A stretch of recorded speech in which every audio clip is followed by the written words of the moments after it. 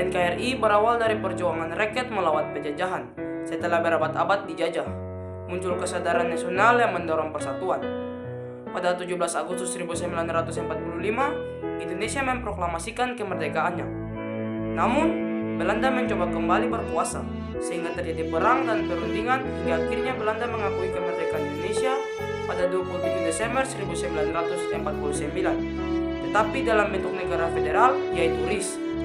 Karena dianggap memecah belah, pada 17 Agustus 1950, Indonesia kembali menjadi Negara Kesatuan Republik Indonesia atau NKRI yang kita kenal sekarang.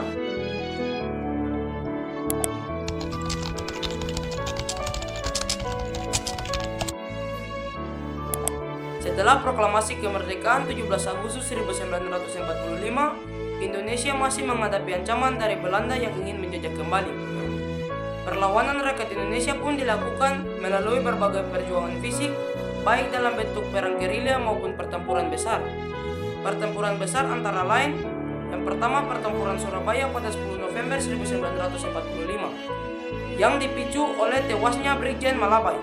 Rakyat Surabaya melawan pasukan Inggris dan Belanda. Hari ini dikenang sebagai Hari Pahlawan.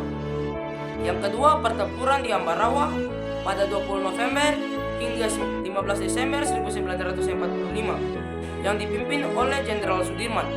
TNI berhasil mengusir pasukan Inggris dan Belanda dari Ambarawa. Yang ketiga, Bandung Lautan Api pada 23 Maret 1946. Pejuang Indonesia membumi hanguskan Bandung agar tetap dikuasai Belanda. Yang keempat, Medan Area pada 1945 hingga 1946. Pejuang Sumatera Utara melawan pasukan Inggris dan Nica. Yang kelima, Puputan Margarana pada 20 November 1946. I Gusti Ngurah Rai dan pasukan bertempur melawan Belanda di Bali hingga titik darah penghabisan. Yang kedua, perang gerilya. Setelah Belanda melancarkan agresi militer 1 pada 1947 dan agresi militer 2 pada 1948, perjuangan rakyat Indonesia beralih ke perang gerilya.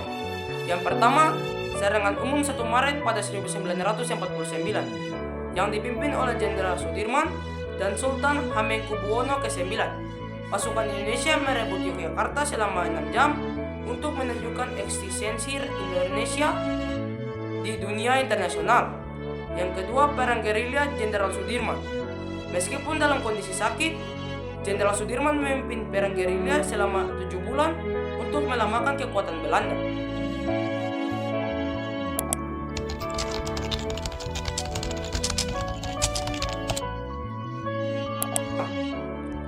Indonesia yang diwakili oleh Sultan Syahrir, sedangkan Belanda diwakili oleh Willem Schermerhorn.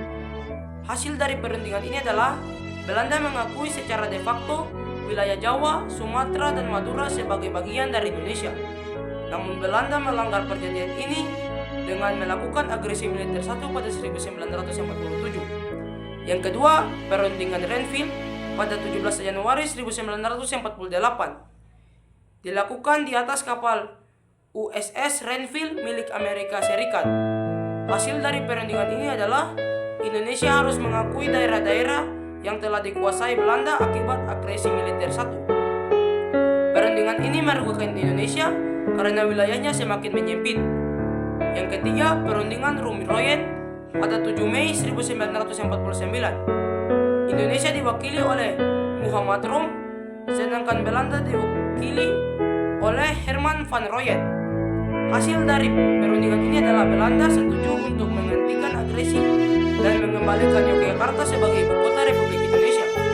Yang keempat, Konferensi Meja Bundar atau KMB pada 23 Agustus sampai 2 November 1949 diadakan di Den Haag, Belanda, antara Indonesia, Belanda, dan BFO atau wakil negara-negara bagian buatan Belanda.